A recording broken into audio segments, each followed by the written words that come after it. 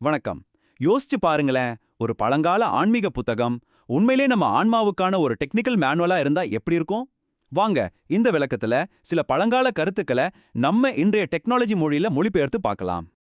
இந்த ஒரு கேள்விதான் நம்மளோட இன்னைய முழு பயணத்துக்கும் ஆதாரம்.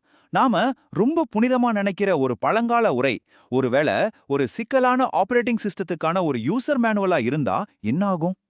இந்த கோணத்துல பார்க்கும்போது நமக்கு இதுவரைக்கும் தெரியாத பல புது விஷயங்கள் புரிய ஆரம்பிக்கும். சரி, முதல்ல நாம ரொம்ப பழைய, ரொம்பவே கட்டுப்படுத்தப்பட்ட ஒரு ஆபரேட்டிங் சிஸ்டம் பத்தி பார்ப்போம். இதுக்குள்ள நுழையிறது அவ்ளோ சுலபம் கிடையாது. ரொம்பவே லிமிட்டட் ஆக்சஸ் தான். இப்போ இந்த ஸ்லைட பாருங்க, எவ்வளவு அழகா பொருந்துதுன்னு. அந்த பழைய சிஸ்டம்ல பிரதான ஆசாரியர்னு ஒருத்தர் இருந்தார் இல்லையா, அவரை ஒரு சிஸ்டம் அட்மின் மாதிரி நினைச்சுக்கோங்க. அவரால மட்டும்தான் பரிசுத்த ஸ்தலம்னு சொல்ற ஒரு ஹை செக்யூரிட்டி ஜோனுக்குள்ள போக முடியும். அதுவும் எப்ப தெரியுமா? வருஷத்துக்கு ஒரே ஒரு தடவை தான். இதுதான் அந்த சிஸ்டத்தோட மிகப்பெரிய பிரச்சனையா இருந்துச்சு. இப்போ இந்த ரெண்டு சிஸ்டத்தையும் ஒப்பிட்டு பாருங்க, வித்தியாசம் உங்களுக்கே புரியும். பழைய சிஸ்டம்ல ஒரே ஒரு அட்மின் வருஷத்துக்கு ஒரு தடவை, அதுவும் ஏகப்பட்ட சிக்கலான சடங்குகளோட தான் உள்ள போக முடியும். ஆனா புது சிஸ்டம் எப்படி இருக்கணும்? யாரு வேணாலும் எப்ப வேணாலும், அதாவது 24/7 ஒரே ஒரு டோக்கனை வச்சு அக்சஸ் பண்ற மாதிரி இருக்கணும். இது ஒரு மிகப்பெரிய சிஸ்டம் அப்கிரேடுக்கான தேவையை காட்டுது இல்லையா? சரி, இந்த பிரச்சனைக்கு என்னதான் தீர்வு? முழு சிஸ்டத்தையும் அன்லாக் பண்ற அந்த ஒற்றை சக்தி வாய்ந்த ஆக்சஸ் டோக்கன் எதுன்னு பார்க்கலாமா?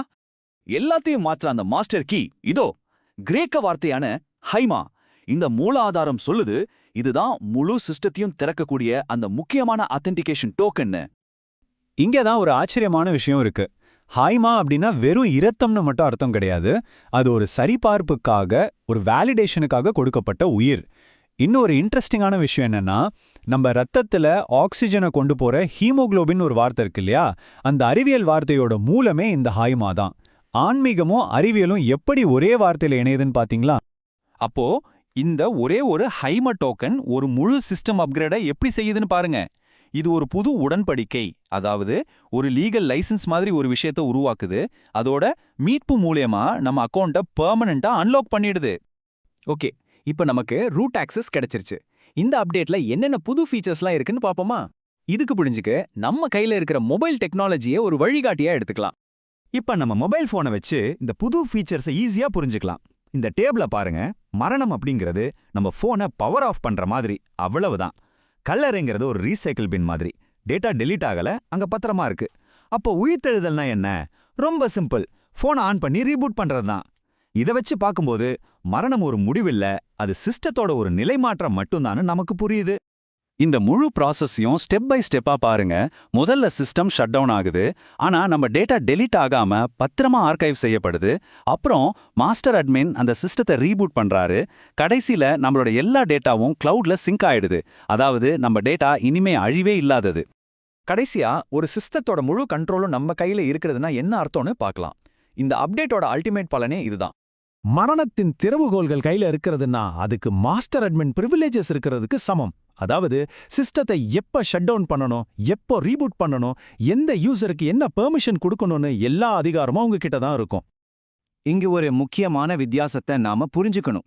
ஒரு கட்டுப்படுத்தப்பட்ட யூசர் அப்படிங்கிறவரோட பவர்ஸுக்கும் அந்த சிஸ்டத்தையே உருவாக்கின ஓஇஎம், அதாவது ஒரிஜினல் மேனுஃபேக்சரரோட அதிகாரத்துக்கும் பெரிய வித்தியாசம் இருக்கு. ஒருத்தர் சிஸ்டத்துக்குள்ள இருந்து செயல்படுறாரு, இன்னொருத்தரோ சிஸ்டத்தையே கண்ட்ரோல் பண்றாரு. அப்போ இந்த புது சிஸ்டத்தோட கடைசி பலன் என்ன? ரொம்ப சிம்பிளா சொன்னா, நம்மளோட வாழ்க்கை, அதாவது நம்ம டேட்டா, நம்ம ஹார்ட்வேர் ஃபெயிலியர் ஆனாலும் அன்லிமிட்டெட் ஸ்டோரேஜோட கிளவுட்ல நிரந்தரமா பத்திரமா சிங்க் ஆயிடும். சரி, இந்த விளக்கத்தை ஒரு கேள்வியோடு முடிச்சுக்கலாம். பழங்காலத்த விஷயங்களை புரிஞ்சுக்க இன்னைக்கு இருக்கிற டெக்னாலஜியை நாம பயன்படுத்துறோம். அப்போ நாம இன்னைக்கு வாழற வாழ்க்கையை புரிஞ்சுக்க எதிர்காலத்துல என்ன மாதிரியான ஒரு மொழியை நம்ம பயன்படுத்துவோம்? கொஞ்சம் யோசிச்சு பாருங்க.